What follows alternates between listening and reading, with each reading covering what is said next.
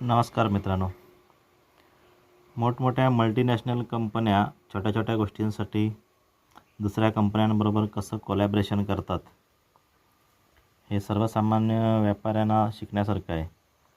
सर्वसामान्य व्यापारी दुसऱ्या व्यापाऱ्याशी कधी कोलॅबरेशन करत नाही, कारण त्याच्यामध्ये एकमेकाचे शब्द पाळले नाही गेले तर फसवणूक होण्याची शक्यता असते.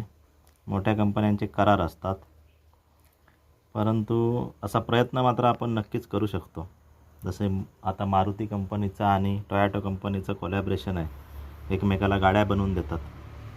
इथे तुम्हाला कोकोकोला कंपनी आणि पेटीएम यांचं कोलॅबरेशन बघा. तुम्ही कोकोकोला कंपनीचे किनलेचे पाणी बॉटल घेतलात तर पेटीएमवरून तुम्हाला 5 रुपये कॅशबॅक मिळते. हा QR कोड स्कॅन केल्यानंतर याच्या पाठीमागे एक पुन्हा रेफरल कोड आहे, तो कोड टाईप केला की स्कॅन करून पेटीएमवरून तुम्ही कसलं तरी पेमेंट करायचं. म्हणजे धरून चला या बॉटलचंच 20 रुपयाचं पेमेंट केलात तर पेटीएमकडून तुम्हाला 5 रुपये कॅशबॅक मिळते. आता ह्याचा पेटीएमला काय फायदा आणि कोकोकोलाला काय फायदा हे आपल्याला समजणार नाही, पण किमान एक गोष्ट घडते की कोकोकोलाचे ग्राहक पेटीएमला कळतात आणि पेटीएमकडून कोकोकोलाला जो डाटा जाणार त्यामुळे त्यांच्याकडे आपल्या ग्राहकांचे नंबर, फोन नंबर किंवा ईमेल ॲड्रेस हे सगळं त्यांना मिळणार आणि त्याचा त्यांना आपल्या बिझनेसमध्ये फायदा होऊ शकतो. तर मोठ्या कंपन्या खूप मोठा विचार करतात.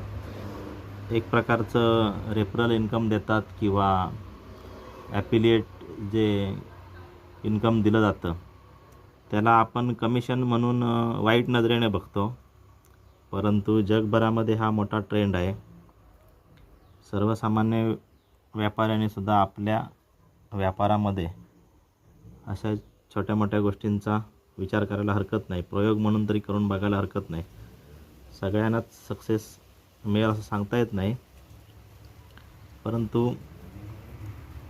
काही मंडळींना मात्र त्यातून बिझनेसचे वेगळे दरवाजे उघडू शकतात. धन्यवाद मित्रांनो.